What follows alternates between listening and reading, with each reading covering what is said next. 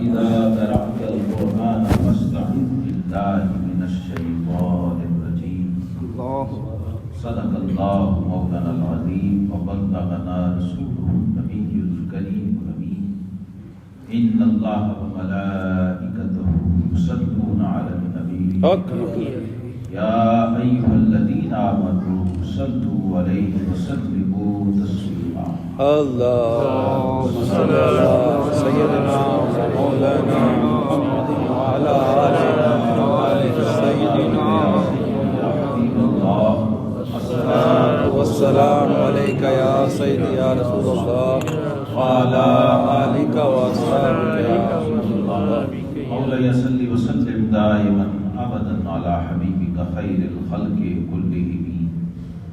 گرامی قدر علماء کرام، معززین، حاضرین محترم، السلام علیکم السلام ورحمۃ اللہ. آج بحمداللہ تعالی اللہ رب العالمین نے ہم پہ وہ احسان عظیم فرمایا ہے سبحان اللہ. اس درس قرآن کی شکل میں، جس کا شکر انسانی زندگی ادا کرنے سے قاصر ہے.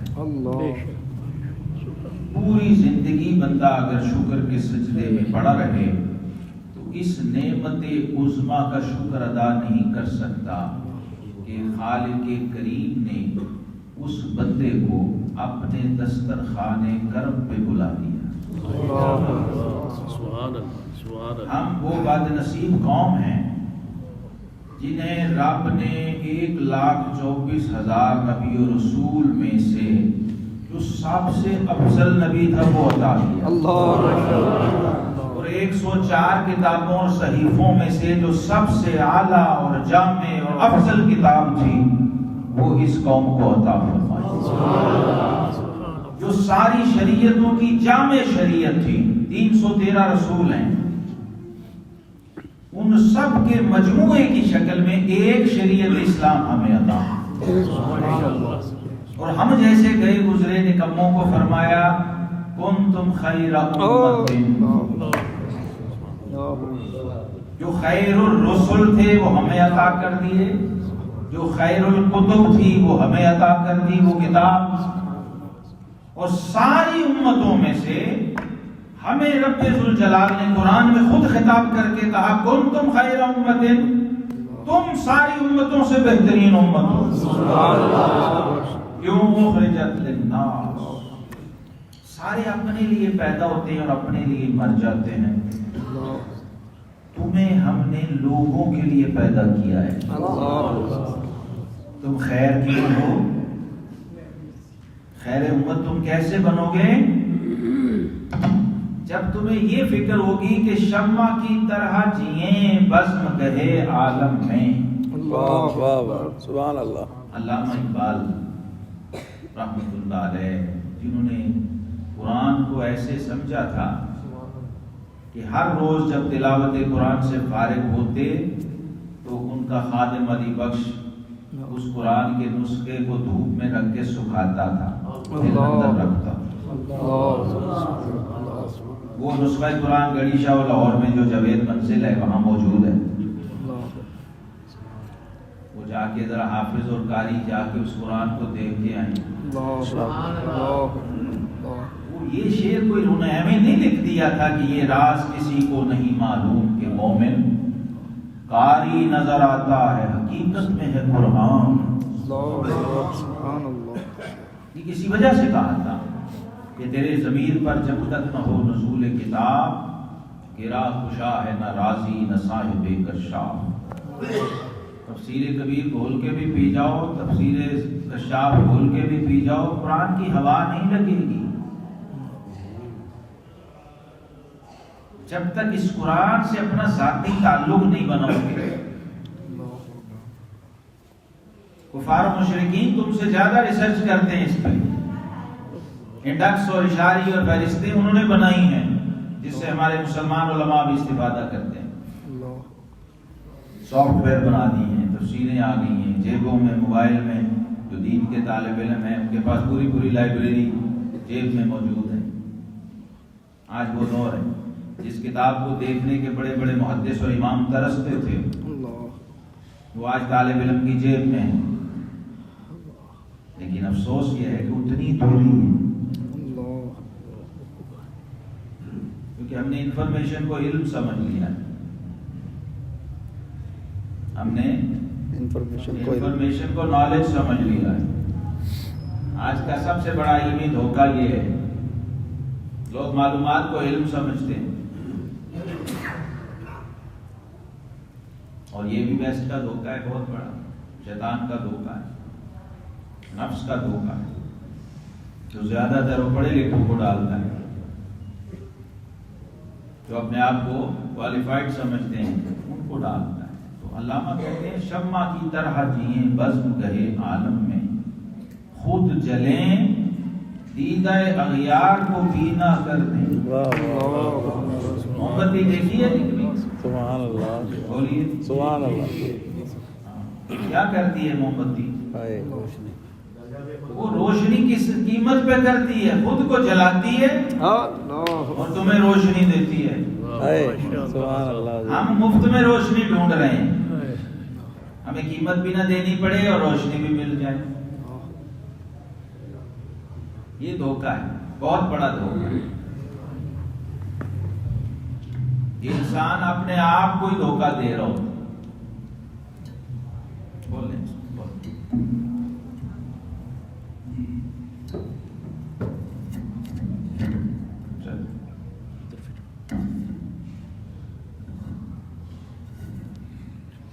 تو یہ اتنی خوبصورت اور جامع مثال دے دی انہوں نے، جو بندہ آنکھوں سے دیکھ سکتا ہے، موم بتی جلا کے اس کو دیکھ سکتا ہے۔ تھوڑی دیر اس کے پاس بیٹھے اور دیکھیں کہ یہ کیا ہو رہا ہے، یہ موم بتی کیا کر رہی ہے، ہمیں روشنی دے رہی ہے اور خود کو جلا رہی ہے۔ تو کسی کو روشنی دینے کے لیے خود جلنا پڑتا ہے۔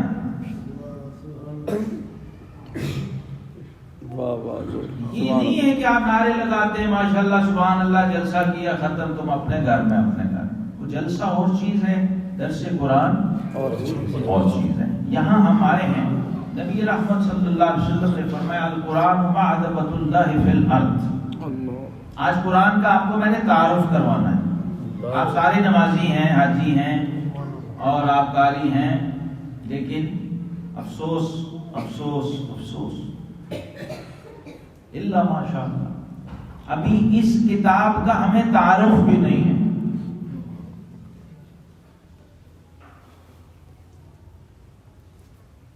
یہ سورتن کتاب ہے، سورتن کتاب ہے۔ دیکھیے اس درس قرآن کا سب سے بڑا فائدہ یہ ہوتا ہے کہ بندہ یہ فرقوں والی ڈبی سے باہر نکل آتا ہے۔ علامہ اقبال نے کہا دل ہے مسلمان تیرا نہ میرا، تو بھی نمازی میں بھی نمازی۔ بھائی دل کو مسلمان کرنا ہے، یہ سارا اوپر والا خود ہی ہو جائے گا۔ بادشاہ مسلمان ہو جائے نا تو رعایا خود ہی ہو جاتی ہے۔ سبحان اللہ، سبحان اللہ۔ الناس علی دین ملوکہم، بادشاہ کوٹ پینٹ پہنے تو عوام خود بخود کوٹ پینٹ، پیٹو سے پیٹو آدمی بھی کہتا ہے یار 2 پیس یا 3 پیس لے۔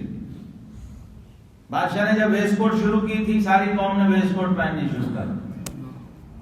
بادشاہ نے رائے گڑھ جانا شروع کیا، بڑے بڑے فاسق فاجر سمگلر دعا میں رائے گڑھ پہنچو، جاولاک صاحب کی زیارت کی۔ یہ قدرت کا قانون ہے، اس لیے بزرگ دعا کرتے رہے کہ اللہ ہمیں صالح و نیک حاکم دے دے، اس کی برکت سے عوام کا قبلہ خود بخود سیدھا ہو جاتا۔ تو قرآن سے جڑنا پڑے گا ہر حال میں، اس کے بغیر چارہ نہیں ہے۔ کرم نوازی دیکھیے اور اپنی محرومی دیکھیے۔ خالق کائنات نے اس امت کے لیے نبی کریم علیہ السلام کے ذریعے اپنی ساری رحمتیں، ساری نعمتیں جس دسترخوان پہ سجائی ہوئی ہیں اس کا نام ہے قرآن عظیم الشان۔ سبحان اللہ، اللہ اکبر۔ 200-400 روٹی رکھ کے بندہ آواز لگائے نا دسترخوان پہ تو کیا حشر ہوتا ہے وہاں؟ کیونکہ اسے یہ پتا ہے بندے کو یہ روٹی کیا ہوتی ہے، یہ کرتی کیا ہے. بھوکے کو پتا ہے روٹی کیا ہوتی ہے، تو جسے اس رزق کی بھوک ہی نہیں لگی وہ اسے کھائے گا کیا؟ یہ روح کی بھوک مٹاتا ہے یہ رزق. اور روح رج جائے سبحان اللہ. پھر کیا ہوتا ہے کہ تخت سکندری پر وہ تھوکتے نہیں ہیں، بستر لگا ہوا ہے جن کا تیری گلی ہے. سبحان اللہ. یہ قرآن کا کمال تھا، قرآن کا فیضان تھا کہ حبشے کا غلام بلال اور صہیب روم کا، سلمان فارس سے، حسن بصرہ سے، یہ قرآن کا کمال تھا. سب کو ایک لڑی میں سے پرویا، ایک ہی صف میں کھڑے ہو گئے محمود و یاس.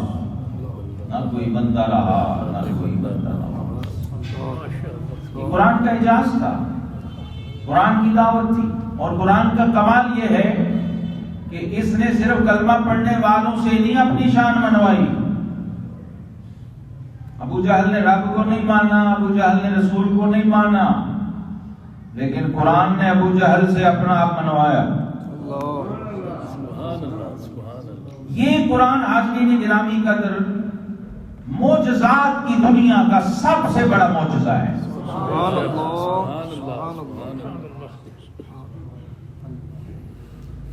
بڑے بڑے آپ نے معجزے سنے ہیں، افسوس کہ ہمارے علماء نے اس معجزے کی طرف دھیان نہیں کیا اور اس کا صحیح تعارف ہم کو نہیں کروایا. انسان کا مسئلہ ہے کہ جب تک اسے کسی چیز کی ویلیو، قدر، ریٹ پتہ نہ ہو اس کے پیچھے نہیں جاتا. یہ اس کا بائی ڈیفالٹ نفسیاتی مسئلہ ہے. اسے 10 روپے کی قیمت پتہ ہے، 100 کے نوٹ کا پتہ ہے، 500 اور 1000 کے نوٹ کا، ڈالر پاؤنڈ کا پتہ ہے، ریال کا پتہ ہے. وہ اسی حساب سے پاکستان چھوڑ کے باہر بھاگتا ہے نا. جی کہاں تمہارا 170، کہاں وہاں 1 ہے. کتنا فرق ہے. اور یہاں کیا ہے، الف کہا تو 10، لام کہا تو 10، میم کہا تو 10، اگر باوضو کہا تو 20، مسجد میں کہا تو 30. پھر وہ ریٹ پڑھنا شروع ہو. سبحان اللہ سبحان اللہ. پھر پڑھنے والا عام مسجد کا قاری تھا تو 30، اگر پڑھنے والا صدیق اکبر تھا،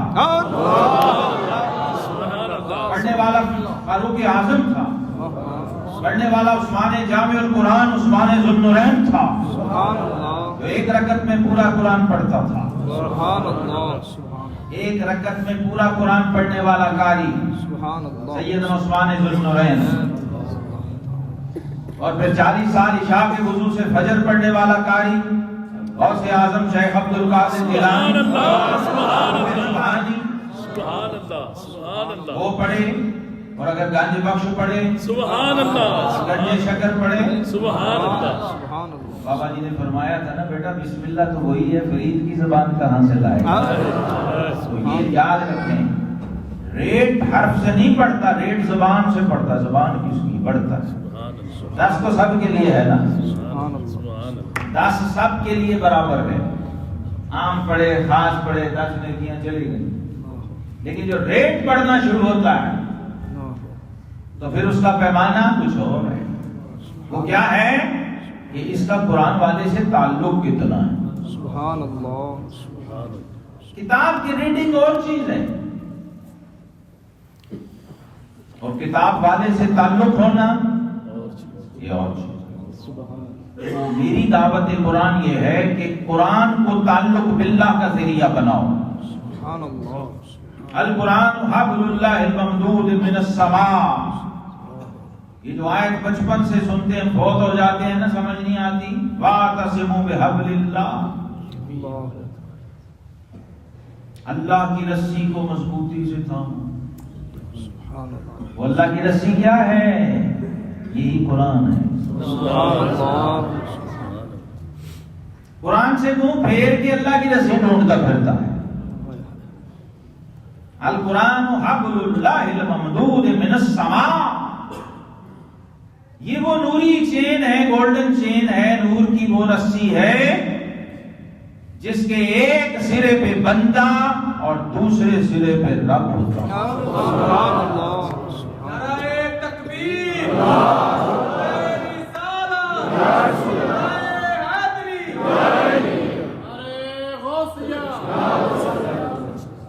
نعرہ صدیقیہ، یا صدیق اکبر، نعرہ صدیقیہ، یا صدیق اکبر، نعرہ حیدری، یا کتنی قیمتی رسی ہوگی۔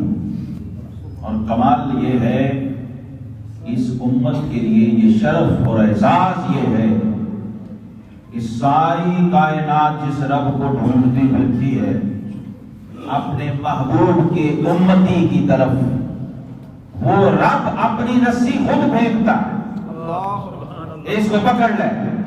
سبحان اللہ، سبحان اللہ۔ یہ قرآن میں اور دوسری کتابوں میں جو اللہ ہی نے اتاری ہیں، پیغمبروں پہ اتاری ہیں، رسولوں پہ اتاری ہیں، اور شریعت کی کتابیں ہیں، تورات بھی، زبور بھی، انجیل بھی، اور وہ صحیفے بھی جو اولو العزم نبیوں رسولوں پر صحف ابراہیم و موسیٰ کہہ کے نازل کیے رب کریم، رب کا کلام ہے، رب نے اتارے، نبیوں پہ اتارے، لیکن آج دنیا میں ان کا وجود نہیں۔ دنیا میں 26 سے زیادہ قسم کی بائبل چھپتی ہے، ایک دوسرے سے نہیں ملتی۔ یہ تو آپ کو پتہ ہی نہیں، کیونکہ ابھی آپ کو اپنی کتاب نہیں پتہ تو دوسروں کو۔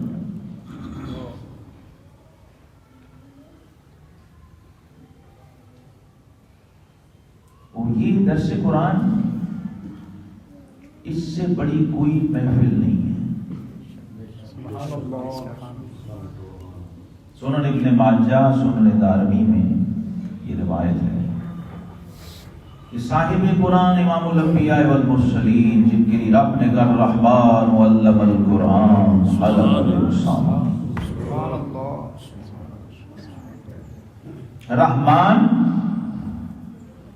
قرآن، تین لفظ ہیں، پوری سورہ رحمان سمجھ آ جائے گی،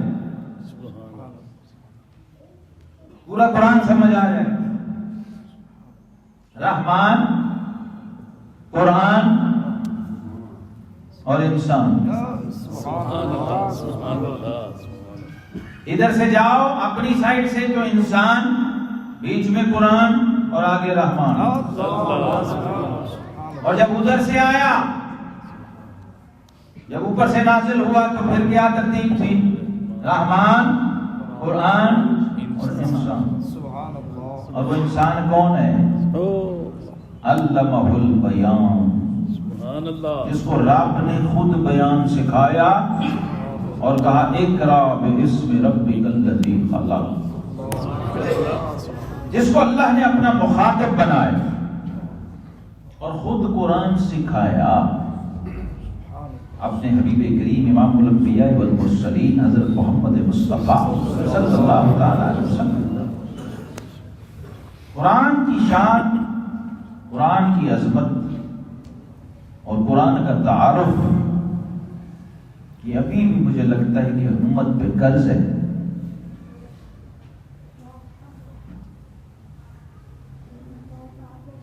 قرآن سے اگر تعلق ہوتا نا تو آج یہ حال نہ ہوتا ہمارا۔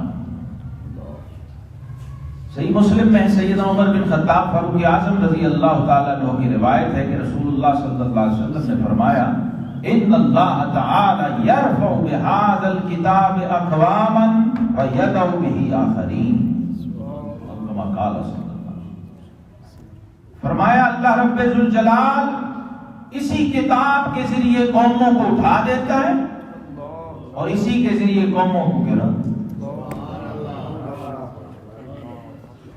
جو قوم اس سے جڑ جائے اسے اٹھا دیتا ہے، جو اس سے کٹ جائے اسے گرا۔ یعنی اس قوم نے خود کو خود اٹھایا اور خود ہی گرایا۔ قرآن سے جڑ گئی نا۔ قرآن کے بارے میں رب کریم نے فرمایا اِنَّا نَحْنُ نَزَّلْنَا الذِّكْرَ ہم نے اس ذکر کو نازل کیا. یہ قرآن کا نام ہے. قرآن کا نام ہے ذکر. ہم قرآن کے سوا سارے ذکر کرنے کو تیار ہیں. قرآن کے سوا سارے ذکر سننے کو تیار ہیں. اور حضور غوث اعظم سیدنا شیخ عبد القادر جیلانی رحمۃ اللہ تعالی علیہ، جن کی یادیاں کھاتے ہماری نسلیں گزر گئیں اور گزر رہی ہیں، لیکن یارویں سمجھ نہیں آئی. اپنی مرضی کی یارویں دلا کے ہم نے سمجھا یارویں ہوگی. یارویں والے کی یارویں کیا تھی وہ کسی سے سہمت ہی نہیں کی. پوچھ لیں یارویں والے کی یارویں کون سی ہے؟ یہ تو ہماری ہے نا جو ہم نے بنائی ہوئی ہے. یہ ختم پڑھ کے تو برفیاں اور لنگر اور پتہ نہیں کیا کیا کھاتے پیتے رہتے. ختم شریف پڑھا، کھایا پیا، یہ یارویں ہوگی. حضور غوث پاک رضی اللہ تعالیٰ عنہ نے 40 سال مسلسل درس قرآن دیا ہے. اور آج کیونکہ مہینہ بھی بڑی 11ویں شریف کا ہے، تو یہ ہم حضور غوث پاک کی نظر کرتے ہیں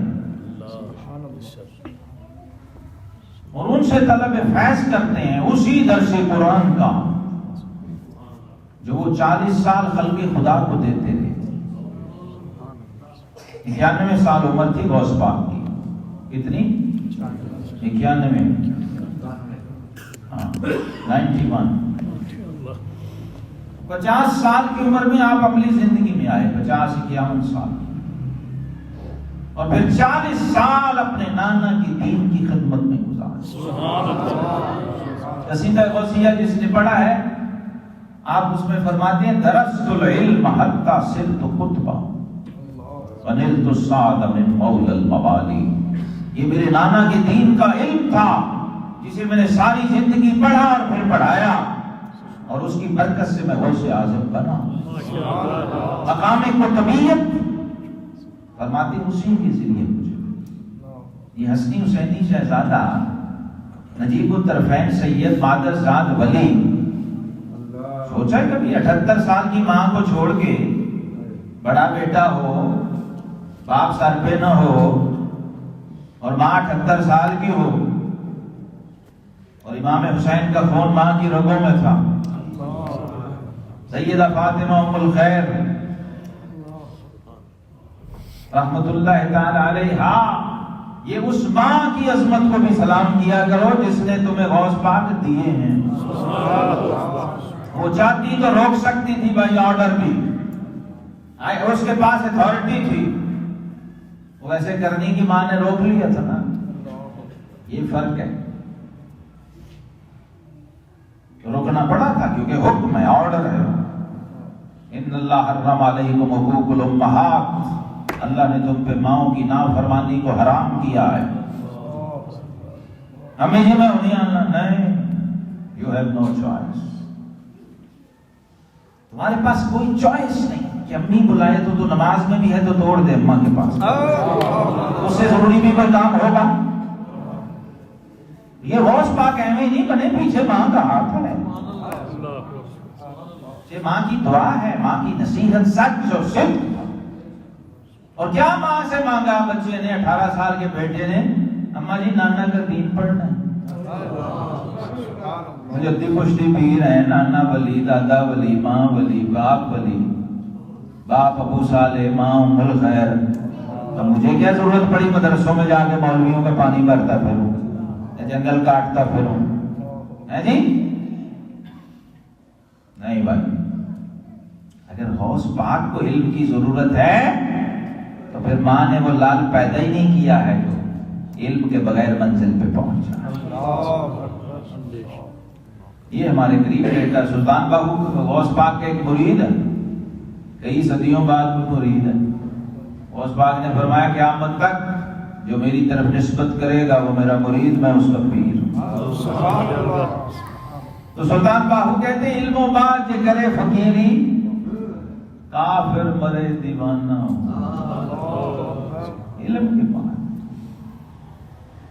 داتا صاحب نے کشف المحجوب میں لکھا ہے لم یتخذ اللہ ولیا جاہلا، اللہ کسی جاہل کو اپنا ولی نہیں مانا۔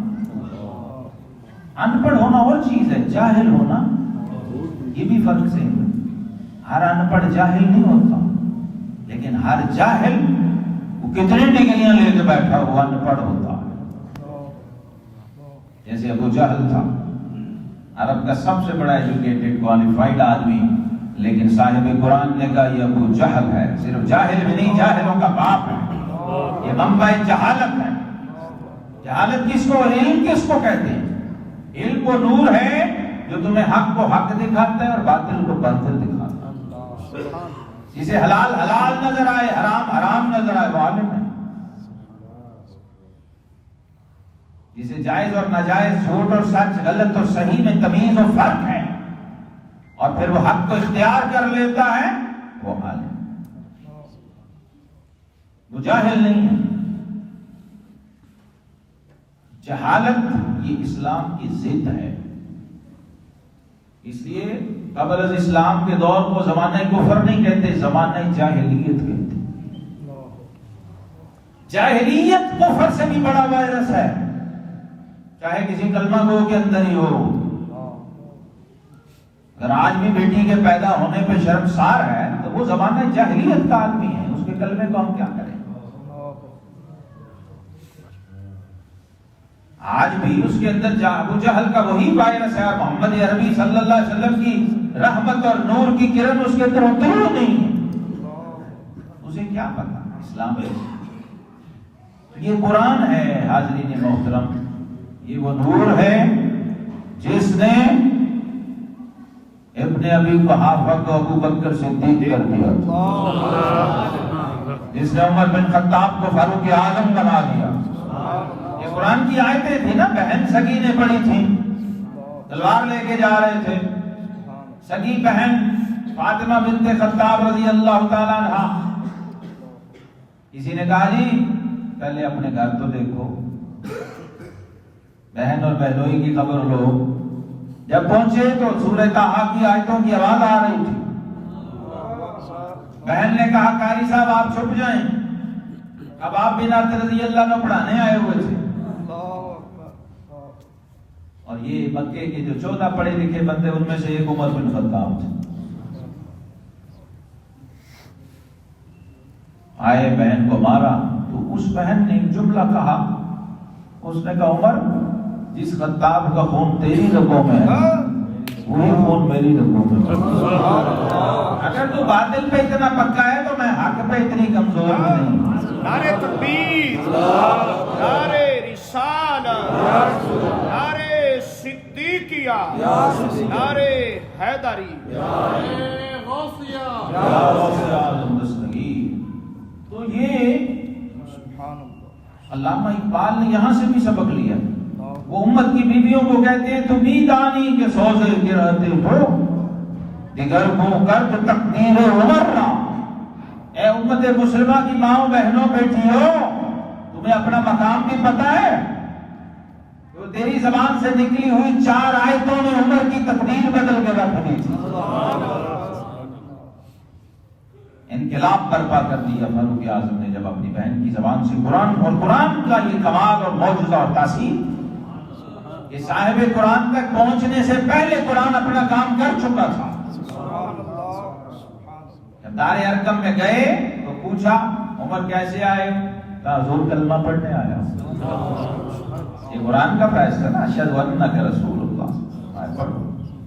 لیکن تعلق قرآن کے گلے کے اوپر بھی حضور صلی اللہ علیہ وسلم نے فرمایا ایسے لوگ بھی ہوں گے اور ایسے بھی ہوں گے جن کے دل میں ہوتے۔ سلطان باہو جو پنجابی والے ہیں ان کے لیے میں ساتھ ساتھ ترجمہ کرتا جاؤں، وہ کہتے ہیں زبانی کلمہ ہر کوئی پڑھتا تے دل دا پڑھتا کوئی، ایک کلمہ میں نے پیر پڑھایا تے میں صدا سہاگن ہوئی۔ ایک ہے خود ہی پڑھ لینا اور ایک ہے کسی پڑھے ہوئے سے پڑھنا، اس میں بڑا فرق ہے۔ ایک ہے زبان کا پڑھنا اور ایک ہے دل کا پڑھنا۔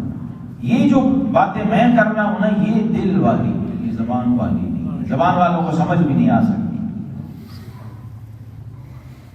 تو نبی رحمت صلی اللہ علیہ وسلم مسجد نبوی شریف میں تشریف لائے، دیکھا 2 حلقے لگے ہوئے تھے، ایک طرف ذکر ہو رہا تھا، ایک طرف درس قرآن ہو رہا تھا.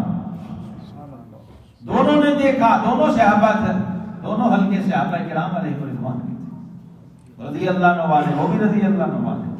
وہ اس وقت ذکر میں تھے، یہ اس وقت درس میں تھے. اب دونوں کی خواہش یہ ہوئی کہ کاش آقا ہم پہ کرم فرمائیں اور ہمارے ساتھ بیٹھ جائیں. سب نے یوں طلب کے دامن پھیلا دیے. نبی رحمت صلی اللہ علیہ وسلم نے دیکھا، خوش ہوئے، شاباش دی، فرمایا شاباش بہت اچھے. ان کو دیکھا، فرمایا شاباش بہت اچھے. اب دونوں دیکھ رہے تھے کہ کس پہ کرم ہوتا ہے. آج رحمت کائنات کس کو نوازتے ہیں؟ تو نبی کریم علیہ الصلوۃ والتسلیم جو حلقہ درس قرآن تھا اس میں جلوہ افروز ہوئے اور فرمایا انما بعثت معلما، لوگوں میرے رب نے مجھے معلم بنا کر بھیجا، مجھے دین سکھانے والا. تو اس حلقے سے پڑھ کے اور اس محفل سے پڑھ کے بھی اور اس مجلس قرآنی سے پڑھ کے بھی کوئی مجلس ہو سکتی ہے جسے مدینے والا خود پسند کرے اور اس میں بیٹھ جائے. اور پھر فرمایا اللہ کا گھر ہو اور اللہ کی کتاب ہو اور اللہ کے بندے ہوں، مسجد ہو اس میں قرآن کھلا ہو اور مسلمان بیٹھے ہوں قرآن سیکھنے، سمجھنے اور پڑھنے کے لیے.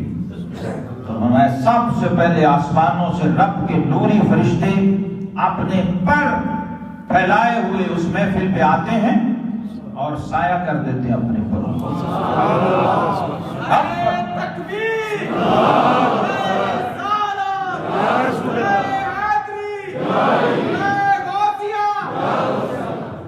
حفتہم الملائکہ، یار اس سے بھی بڑا کوئی وی آئی پی ہوگا جو مسجد میں بیٹھا ہو اور نوری فرشتے آ کے اس پہ پروں کی چھاؤں کر دیں.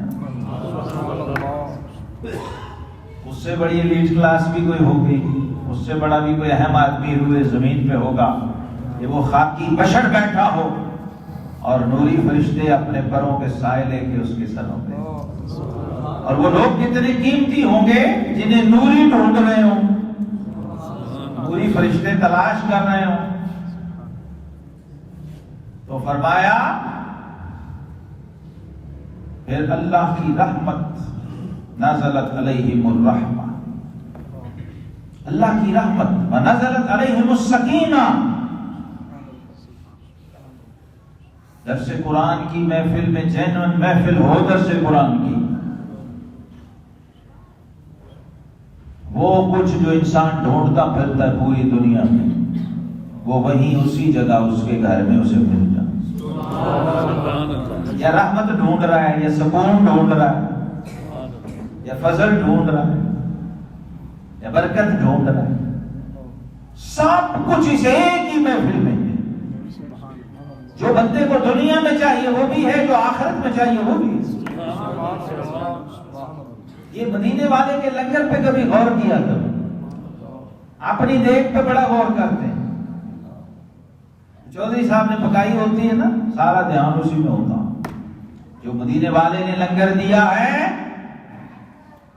اس پہ کبھی غور کرو تو تمہیں کہنا نہیں پڑے گا کہو سبحان اللہ. لیکن غور کیا نہیں نا، پتہ نہیں ہے یہ سبحان اللہ ہے کیا. صحابہ بیٹھے تھے، فرمایا اذا مررتم بریاض الجنت فرتو، جب جنت کے باغوں میں جاؤ نا تو خوب پھل کھایا کرو. صحابہ نے عرض کیا حضور فما ریاض الجنت، جنت کے بعد کہاں سے آگے بھی مریں گے، فوت ہو گئے، حساب ہوگا پھر جنت. میاں صاحب کہتے ہیں ایسا نبی جنہ دا والی، جنہ دا والی انہوں نے خبر ہی نہیں، ان کو کہنا پڑتا ہے کہو سبحان اللہ. پہاڑے پہ لگ گئے مولویوں نے، خطیبوں نے، نقیبوں نے، نعت خوانوں نے اس پہ لگا دیا کہ جب تک میں نہ کہوں تم نہ کہنا. حالانکہ مدینے والے نے فرمایا جب میرا امتی سبحان کے لیے سبحان اللہ کہے گا تو جنت میں اسی وقت اس کا درخت لگ جائے. انسان کے لیے نہ کہا کرو سبحان. سبحان اللہ وہی ہے جو سبحان کے لیے کہی جائے اور خود نکلے دل سے، وہ سبحان تک لے جاتی بندے کو.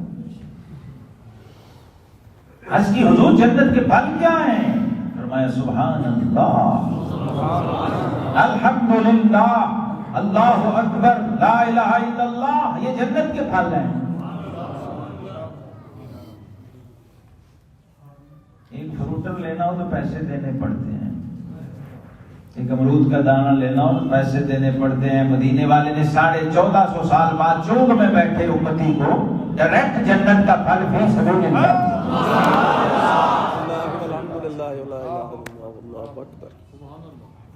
درخت جنت میں ہے اور پھل بندے کے منہ میں. ابھی بھی قدر نہ ہو بندے کو. رحمت حق بہانہ می جو ہے، رحمت حق بہانہ می جو، اللہ کی رحمت بخشش کا بہانہ ڈھونڈتی ہے. کیونکہ اللہ کی رحمت کی کوئی قیمت ہے نہیں، اس لیے اس نے قیمت رکھی بھی نہیں. آقا کریم علیہ السلام نے وہ رستے ہمیں دکھا دیے کہ اللہ کے کرم کا دسترخوان لگا ہوا ہے، آؤ اور اپنی جھولی بھر بھر کے لے جاؤ. اپنا دامن باطن و روح بھروس سے اور رب سے ذاتی تعلق بناؤ، پھر تمہیں سمجھ آئے گی جو علامہ نے کہا تھا کہ تیری ضمیر پر جب تک نہ ہو نزول کتاب، گرا کشا ہے نہ رازی نہ صاحب کشاف. کہتے ہیں میں بچہ تھا، جب علامہ اقبال کہتے ہیں میں بچہ تھا تو میں قرآن پاک کا بڑا شوقین تھا، پڑھنے کا، تلاوت کیا کرتا تھا. تو میرے والد صاحب درویش آدمی تھے، شیخ نور محمد قادری رحمۃ اللہ علیہ، علامہ اقبال کے والد. کہتے ہیں آئے تو دیکھا کہ بیٹا جی سی گورنمنٹ کالج لاہور میں پڑھنے کے لیے اس نے جانا ہے، اور سیالکوٹ والے کالج میں ایف اے کر رہا ہے. تو بیٹا کیا کر رہے ہو؟ ابا جی قرآن پڑھ رہا ہوں. تو کہتے ہیں میرے والد نے کہا کہ پتر قرآن سمجھ بھی آتا ہے کہ نہیں؟ ابا جی ابھی سمجھ تو نہیں آتا، ابھی تو ویسے ہی پکا رہا ہوں، ابھی تو سبق پکا رہا ہوں. یہ شعر جو علامہ نے کہا ہے یہ مضمون ان کے والد صاحب کی عطا ہے. کہتے ہیں میرے والد نے کہا بیٹا اگر قرآن کو سمجھنا چاہتا ہے تو قرآن کو ایسے پڑھ جیسے قرآن تجھ پہ نازل ہو رہا ہے. وہ جب کیفیت آتی ہے نا نزول قرآن والی تو پھر یہ سفید تار ہوتے ہیں، پھر انہیں دھوپ میں رکھ کے سکھانا پڑتا، پھر پڑھتے پڑھتے بندہ بے ہوش ہو جاتا ہے. پھر تقشعر منہ جلود الذین یخشون ربہم کی اسے سمجھ آتی ہے. ورنہ تو الحمد سے والناس تک ایسے جناب نہ کاری ٹس سے مس ہے نہ سامنے ٹس سے مس. اس کی ایک ایک آیت عمر بن خطاب جیسے پہاڑ ہلا دیتے تھے. لوگ سواریوں سے بے ہوش ہو کے گر جاتے تھے، اٹھا کے گھر چھوڑ کے آتے. صحابہ کرام کی روحیں پرواز کر جاتی تھی، کیونکہ مہینہ 11ویں کا ہے، بڑی 11ویں کا اور غوث پاک کا مہینہ ہے. تو میں آپ کو آج یہ بھی سمجھا دوں کہ 11ویں والے نے کون سی 11ویں کی تھی اور ہم کیا کر رہے ہیں 11ویں کے نام پہ. الحمدللہ ابھی قاری صاحب نے پلین سادہ تلاوت کی ہے، مجھے بڑی خوشی ہوئی بغیر کسی تکلف کے. غوث پاک کی محفل میں بڑی شروع میں جب آپ نے درس قرآن شروع کیا تو چند بندے ہوتے تھے، ہمیشہ ایسے ہی ہوتا ہے.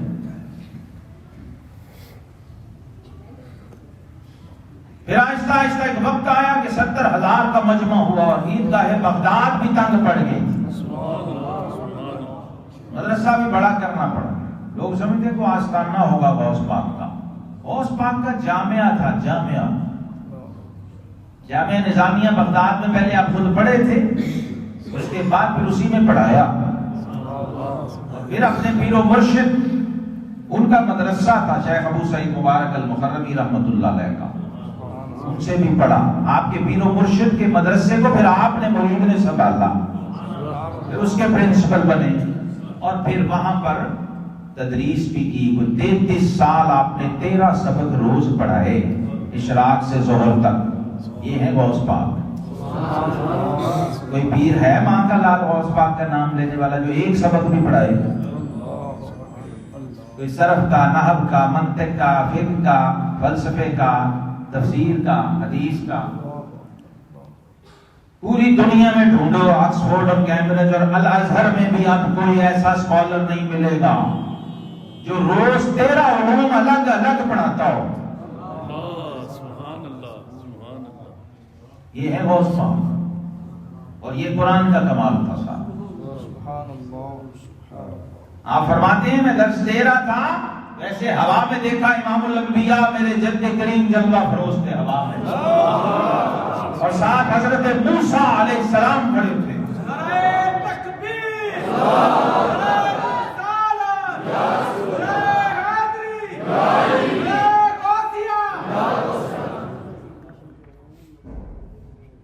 یہ محفل ہوتی تھی غوث پاک، اور یہ درس قرآن کا کمال ہوتا ہے۔ جہاں قرآن کھل جائے صاحب قرآن کی فوراً توجہ،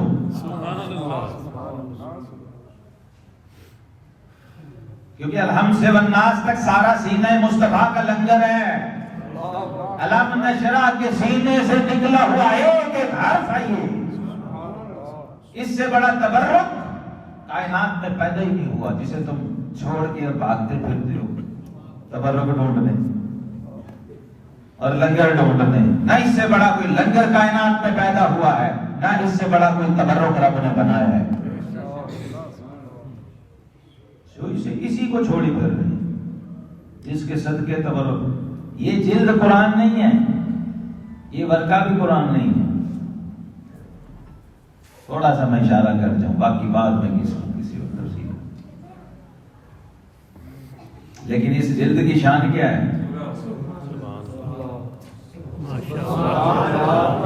قرآن نے چوما، جلد چومی، کیونکہ قرآن سے جڑی ہوئی ہے۔ اس کے بعد پہلے بیویاں غلاف بھی بناتی تھیں، ہمارے بڑے بزرگ۔ ہاں، اور غلاف ہے، کعبہ نہیں ہے وہ جو اوپر چڑھا ہوا ہے کالے رنگ کا کپڑا، وہ کعبہ نہیں ہے، لوگ چومتے پھرتے ہیں۔ ٹکڑا بھی آ جائے کہتے ہیں ساڑھے کو غلاف ہے کعبہ، وہ کعبہ نہیں ہے، کعبے سے جڑا ہوا ہے۔ تو بس سمجھ لو پھر وہ جو اصل اندر کھاتا ہے وہ کیا ہو، وہ اصل نور ہے، وہ اس تک جانا ہے۔ جو اس زندگی میں اس نور تک نہیں پہنچا وہ آئے ہی نہیں دنیا، اسے مسلمانی کی ہوا بھی نہیں۔ کہ کلمہ پڑھنا اور ہے، کلمہ چکھنا اور۔ ہاں، نہ کھائے چکھ کے تو جائے دنیا سے، بھی اسی قرآن کے صدقے نصیب ہوگا۔ قرآن سے تعلق، یہ حضور غوث پاک کے 40 سال کی زندگی قرآن کے ساتھ گزاری ہے۔ اب نواز صاحب قرآن کا لنگر بانٹ رہے اور نانا ہوا میں کڑے جلوہ افروز دیکھ رہے ہیں، اور ساتھ صاحب تورات اولو العزم رسول حضرت موسیٰ کلیم اللہ علیہ نبینا علیہ السلام کھڑے ہیں۔ غوث پاک فرماتے ہیں میرے آقا علیہ السلام نے موسیٰ علیہ السلام سے فرمایا افی امتک مثلہ، فرمایا موسیٰ تیری امت میں بھی کوئی ایسا ہے میرے عبد القادر جیلانی جیسا؟ حضور فخر فرما رہے ہیں وَكُلُّ وَلِي لَهُ قَدَمٌ وَإِنِّي عَلَىٰ قَدَمِ النَّبِي بَدْرِ الْقَمَالِ وَعَبْدُ الْقَادِرِ الْمَشْهُورُ اسْمِي وَجَدِّي صَاحِبُ الْعَيْنِ الْكَمَالِ۔ یہ سارے کمالات غوثیہ حقیقت میں کمالات محمدیہ کا جلوہ ہے۔ تو وہ جلوہ جب دیکھا تو آقا علیہ السلام نے فخریہ طور پہ موسیٰ علیہ السلام سے پوچھا ایسا کوئی ایک تیری امت میں بھی ہوا ہے؟ جناب موسیٰ علیہ السلام حضور میری امت میں ایسا نہیں ہے۔ یہ آپ ہی کی امت ہے جس میں گنج بخش ہیں، جس میں گنج شکر ہیں، جس میں غوث اعظم ہیں، جس میں غریب نواز ہیں، جس میں مجدد پاک ہیں۔ یہ اس امت کا کمال ہے اور اس قرآن کا اعجاز ہے۔ جو اس قرآن سے جڑے ہیں وہ غوث اعظم بنے ہیں، وہ گنج بخش بنے ہیں، وہ گنج شکر بنے ہیں۔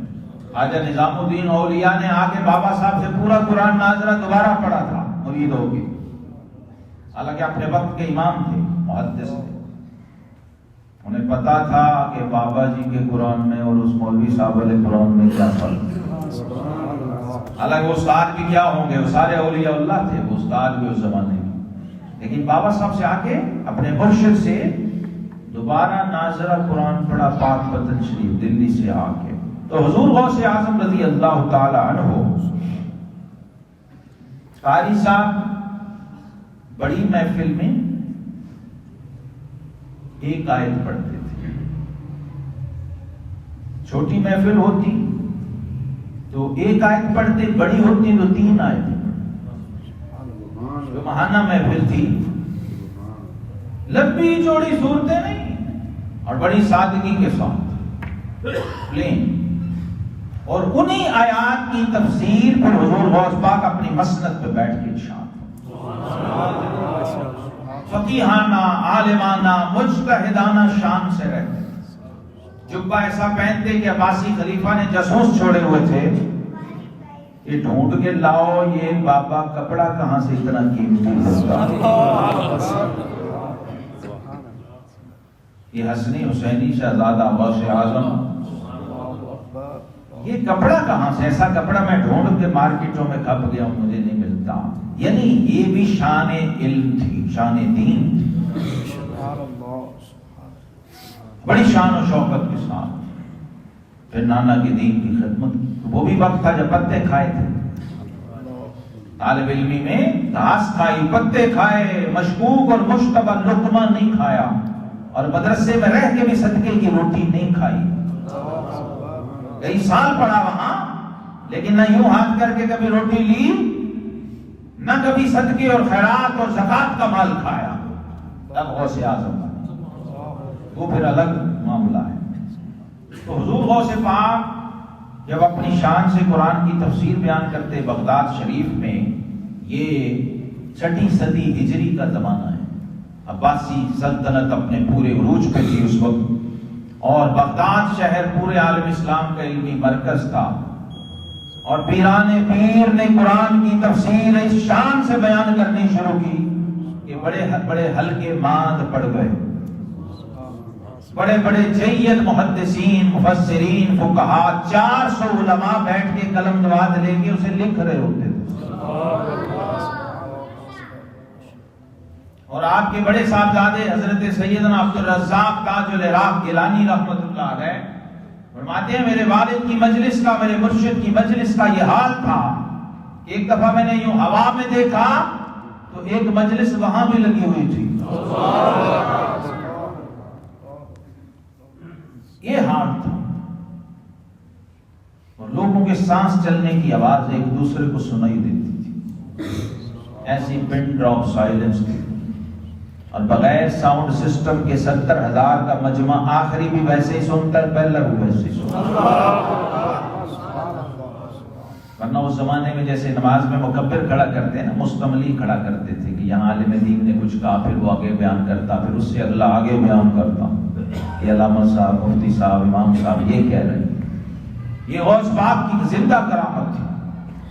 حضرت علامہ ابن جوزی رحمۃ اللہ تعالی علیہ اس وقت کے بڑے عظیم الشان محدث تھے، اور بغداد میں سب سے بڑا حلقہ ان کا تھا، مدرسہ بھی ان کا تھا، علمی مسند بھی ان کی بڑی تھی، شاگرد بھی ان کے زیادہ تھے، اور یہ پیروں، صوفیوں، درویشوں کو مانتے بھی نہیں تھے، کیونکہ پیر کہتے تھے بدعتی ہوتے ہیں، جاہل ہوتے ہیں، شرک کرتے ہیں، اور لوگوں کو دین سے دور کرتے ہیں، نمازوں اور روزے سے دور کرتے ہیں، شریعت سے دور کرتے ہیں۔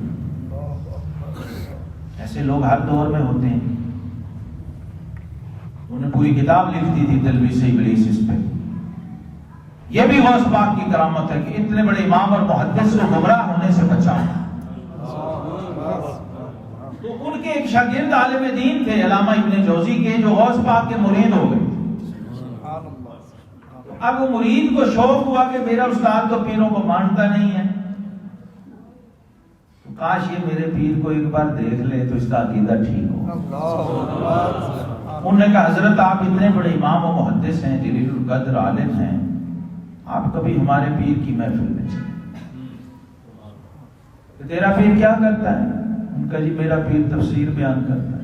پہلی بات تو یہی بڑی حیران کی پیر ہو گئے تفسیر، پیر کہاں تفسیر کہاں؟ انہوں نے کہا اچھا ایسے پیر بھی ہیں؟ ان کا جی ہیں۔ آئے پھر چلیں، مگر نہیں یار میری ساری عمر تفسیر بیان کرتے گزر گئی، تو میں نے وہاں جا کے کیا کرنا؟ یہ علامہ ابن جوزی رحمۃ اللہ تعالیٰ علیہ یہ وہ ہستی ہیں جنہوں نے 1,00,000 حدیث اپنے قلم سے لکھی ہوئی تھی، اور 1,00,000 حدیث کے حافظ تھے، اور وہ جو قلم کا تراشا ہوتا تھا نا وہ کبھی ضائع نہیں کیا، وہ سٹور تھا۔ فرمایا جب میں مروں تو میرے غسل کا پانی ان تراشوں سے گرم کرنا۔ وہ خوش نصیب انسان ہے جس کو اس تختے پہ غسل دیا گیا جس تختے پہ امام الانبیاء کو غسل دیا گیا ہے۔ اتنا بڑا آدمی تھا، عام آدمی نہیں تھا، عام مولوی بھی نہیں تھا، بڑی شان والا آدمی، جمال الدین عبد الرحمن ابن جوزی امام المحدثین رحمہ اللہ۔ کہا حضور چلیں، شاگرد بھی لاڈلے ہوتے ہیں، انہوں نے ایک بار ضد کر لی۔ ایسا بھی ہوتا ہے کبھی اللہ شاگرد کے ذریعے بھی استاد کو بچا لے، کبھی مرید کے ذریعے بھی پیر کا بھلا کر دے۔ یہ کوئی ٹھیکہ نہیں ہے کہ بس پیر نہیں یا استاد نہیں، رب کی اپنی شان۔ کئی بزرگ تو مرید کرتے ہی اس نیت سے تھے کہ شاید میری بھی بخشش ہو جائے، یہ کوئی مل جائے بخشیا تو بھی بخشیا جائے۔ تو وہ لے گئے اور غوث پاک کی محفل سجی ہوئی، اور شہنشاہ بغداد اپنی مسند پہ جلوہ فروز، 70,000 کا مجمع، جلیل القدر علماء، نجباء، نقباء، ابدال، اوتاد، اغواس، اولیاء بیٹھے ہیں، آئمہ بیٹھے ہیں، اور عالم ارواح سے روحیں بھی آتی، اور جناب خضر علیہ السلام بھی بیٹھے ہوتے، کسی کو نہیں پتا۔ نعرہ تکبیر، نعرہ رسالت، نعرہ صدیقیہ، نعرہ حیدری، نعرہ غوثیہ۔ یہ نعرہ نوٹ کر لیں، اہل سنت کے نعرے کی یہ ترتیب ہے، سبحان اللہ، یہ جو قاری صاحب لگا رہے ہیں، یہی حضرت علی المرتضیٰ شیر خدا، یہی غوث پاک کا عقیدہ و طریقہ ہے۔ نعرہ رسالت کے بعد نعرہ صدیقیہ ہے، یہ یاد رکھیں، اور یہ حضرت علی المرتضیٰ کا عقیدہ ہے، شیر خدا اور غوث پاک کا عقیدہ۔ اپنے عقیدے کے مطابق نعرہ لگائیں، جو اہل سنت کا عقیدہ ہے اس کا اظہار نعرے میں ہونا چاہیے کہ نہیں؟ مجلس میں ہونا چاہیے، آگے بچوں کو نسلوں کو پتہ لگے ہم کون ہیں، ہمارے بڑوں کا عقیدہ کیا ہے۔ حضور شہنشاہ بغداد غوث الثقلین محی الدین سیدنا شیخ عبد القادر الجیلانی قدس سرہ العزیز، آپ کی مجلس میں جناب خضر علیہ نبینا علیہ السلام بھی بیٹھے۔ کبھی جوش آتا حضور غوث پاک کو نسبت محمدیہ جب جوش مارتی نا، انا الحسنی والمحتا مقامی واقدامی علی عنق الرجال۔ یہ واما بنعمت رب کا فحدث کسی نے سمجھنا ہو نا تو غوث پاک کی سیرت، رب نے جو جو دیا پھر غوث پاک نے اسی شان سے اس کا اظہار کر کے دکھایا۔ تو ایک بار جناب خضر کہیں جلدی میں تھے، پاس سے گزر گئے، تو آپ جوش میں ہوا میں بلند ہوئے اور فرمایا اے بنی اسرائیلی، جناب خضر کو آواز دی، اے بنی اسرائیلی ادھر آ ذرا محمدی کی بات پہ۔ تو وہ رک جاتے تھے، کوئی خاص نقطہ بیان ہونے لگے، خاص بات۔ ایسے ایسے معارف اور علوم ہوتے تھے غوث پاک کی مجلس میں، لوگوں کو آج تصور بھی نہیں ہے، اور ہماری اس سے بڑی کوئی محرومی ہو نہیں سکتی کہ ہم اس لنگر سے محروم رہ جائیں۔ یہ برفی پر یا شکر پارے پر اکتفا کر کے سمجھے کہ یہ لنگر ہے غوث پاک کا، نہیں بھائی. غوث پاک 7 دن کچھ نہیں کھاتے تھے. طالب علمی میں نا یہ چمڑی سبز ہو جاتی تھی پتے کھا کھا کے سبز. اس طرح غوث پاک نے مجاہدے کیے ہوئے تھے، اس طرح اس مقام پہ جا کے پہنچے تھے. اور پھر ساری زندگی نانا کی امت کو نانا کا دین، نانا کی شریعت، نانا کا فیض ظاہری بھی اور باطنی بھی. اب ہمارے ہاں کیا ہے، تقریر ہوئی، جلسہ ہوا، وآخر دعوانا. غوث پاک کا یہ طریقہ نہیں تھا. غوث پاک کا جو درس تھا پورا جامع ظاہر و باطن تھا.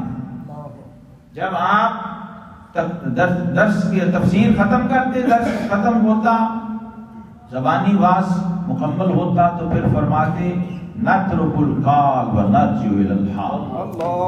کہتے اب قال ختم اور حال شروع. اور پھر کلمہ طیبہ کی ضرب لگاتے، لا الہ الا اللہ.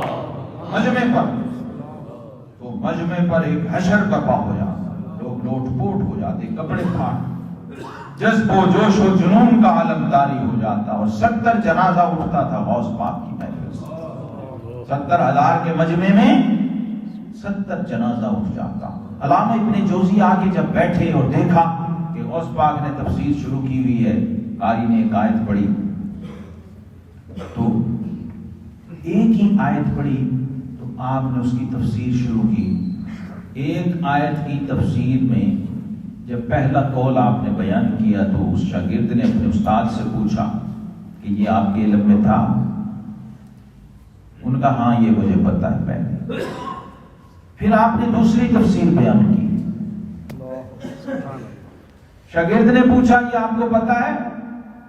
ہاں ہاں یہ بھی میرے علم میں. پھر آپ نے اسی آیت کی تیسری تفسیر، پھر چوتھی، پھر 5ویں آپ بیان کرتے گئے. تو 11ویں والے نے جب 11 تفسیریں بیان کی تو استاد نے کہا ہاں یہ بھی مجھے معلوم ہے. اور پھر آپ نے جب 12ویں تفسیر کی، شاگرد نے پوچھا تو کہا یہ پہلی بار سنا ہے. پھر آپ رکے نہیں، کیوں نہ قاسم ہو کہ تو ابن ابل قاسم ہے، اور کیوں نہ قادر ہو کہ مختار ہے بابا تیرا. پھر آپ نے 13ویں، 14ویں، 15ویں، 16ویں 40 تفسیریں ایک آیت کی غوث پاک نے ایک مجلس میں بیان فرمائی. وہ شاگرد پوچھتا رہا اور استاد کہتا رہا کہ یہ پہلی بار سنا ہے، یہ میرے علم میں نہیں. اور وہ دنگ اور ششدر رہ گیا کہ کوئی پیر اور صوفی اور درویش ایسا بھی ہو سکتا ہے، کوئی عالم دین، کوئی مفسر، کوئی محدث جو ایک ہی آیت کی ایک مجلس میں 40 تفسیریں بیان. ابھی وہ اسی میں گومت تھے، ششدر تھے. یہ کیسا پیر ہے جس کو قرآن کی تفسیر پہ اتنا غرور ہے. شہنشاہ بغداد نے فرمایا لوگوں اب قال ختم اور حال شروع. پھر جب آپ نے کلمہ توحید کی ضرب مجمع پہ لگائی اور مریدوں میں وہ کیفیات جذب و حال طاری ہوئی اور کپڑے پھٹ گئے، لوٹ پوٹ ہو گئے لوگ، تو علامہ ابن جوزی بھی اسی دور کے چھٹے میں آ گئے. وہ ظاہر کے ساتھ ساتھ پہلے تو ذہن بدلا تھا، پھر دل بھی بدل گیا، باطن بھی بدل گیا. زمین پہ لوٹ پوٹ ہو گئی، اپنا جبہ پھاڑ دیا اور آواز چیخ ماری، شیخ آج سے ہم بھی کال چھوڑتے ہیں اور حال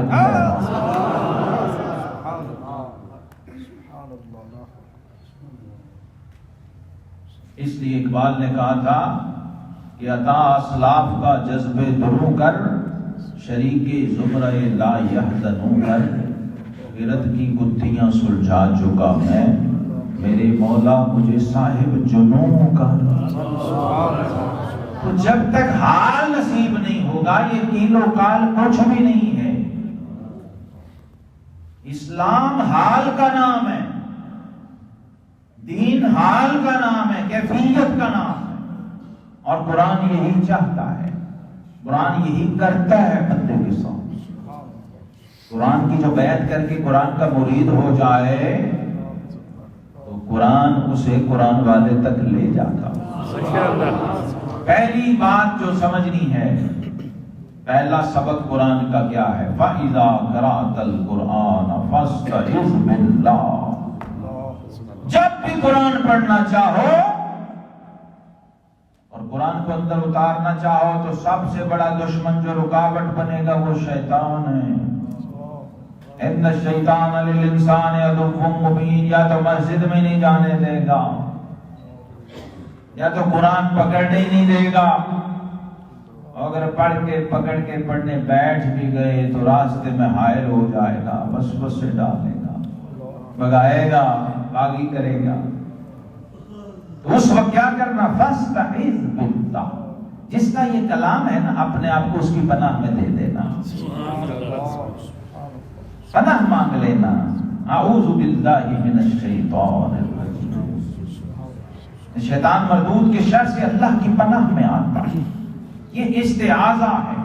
وہ مردود شیطان جو خود مردود ہے اور اس کا مشن ہے کہ ہر اولاد آدم کو مردود بنا دے.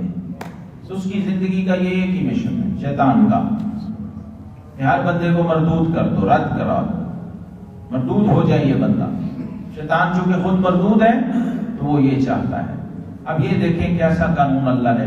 جو مقبول ہے نا وہ چاہتا ہے سارے مقبول ہو جائیں, اور جو مردود ہے وہ چاہتا ہے سارے مردود ہو جائیں. اب آپ کی چوائس ہے. کیوں جی؟ مقبول ہونا چاہیے کہ مردود ہونا چاہیے؟ اس قوم کا عجیب حال ہے. یہ شیطان کو ساری رات گالیاں دے کے صبح سارا دن شیطان کی پیروی میں لگا رہتا. شیطان ایسا دشمن ہے جسے قرآن نے کہا ان الشیطان للانسان عدو. یہ اصلی دشمن ہے تمہارا اور کھلا دشمن ہے. یہ معاف نہیں کرے گا تمہیں کسی حال میں بھی, یہاں تک کہ تم مسجد میں آ کے ہاتھ باندھ کے باوضو قبلہ کو ہو کے نماز میں بھی کھڑے ہو جاؤ تو یہ پیچھا نہیں چھوڑے گا. شیطان یجری کا مجرى الدم. یہ تمہارے وجود میں ایسے دوڑتا ہے جیسے رگوں میں خون دوڑتا. اتنا اختیار و تصرف ہے. اس لیے اس سے بچنے کا واحد ایک رستہ ہے. وہ کیا ہے؟ کہ اپنے مالک و مولا کی پناہ میں آ جاؤ. استعاذہ اس کو کہتے ہیں. استعاذہ صرف اعوذ باللہ پڑھ لینے کا نام نہیں ہے. استعاذہ ایک کیفیت ہے. بالکل ایسے جیسے آپ اپنی کوئی چیز کسی مضبوط ایماندار طاقتور آدمی کے حوالے کرتے ہیں, اور اب آپ کو یقین ہو جاتا ہے کہ اسے کوئی چور ڈاکو لوٹ کسی کے پاس آپ رکھواتے ہیں نا اپنی کوئی قیمتی چیز, کسی لاکر میں, تجوری میں, کسی بڑے آدمی کے پاس, کہ جناب ہم چھوٹے ہیں, کمزور ہیں, ہمارے گھر تو دروازہ بھی نہیں, تالا بھی نہیں, یہ آپ رکھ لیں. اعوذ باللہ کا مطلب یہ ہے کہ اے اللہ میں تو ہوں ہی تیرا پہلے ہی, تو میں پھر اپنے آپ کو تیرے حوالے کرتا ہوں, مجھے اس ابلیس اور شیطان کے شر سے بچا دیں. تو وہ اس حصار الوہیت میں اور رحمانیت میں اپنے آپ کو دینے کا نام ہے اعوذ باللہ من الشیطان الرجیم. اس لیے قرآن نے کہا کہ اپنا آپ میرے حوالے کر دیا کر, اور جب تھوڑی دیر کر کے تجھے تجربہ ہو جائے گا نا کہ ہاں کوئی فائدہ ہوا ہے تو پھر مستقل میرے حوالے کر. یہی قرآن کا اصل مقصد ہے. وآخر دعوانا الحمدللہ رب العالمین. اللہ پاک اس حاضری کو قبول فرما اور مولا کریم اپنے قرآن کا فیض اور نور اور روحانیت ہمیں نصیب فرما.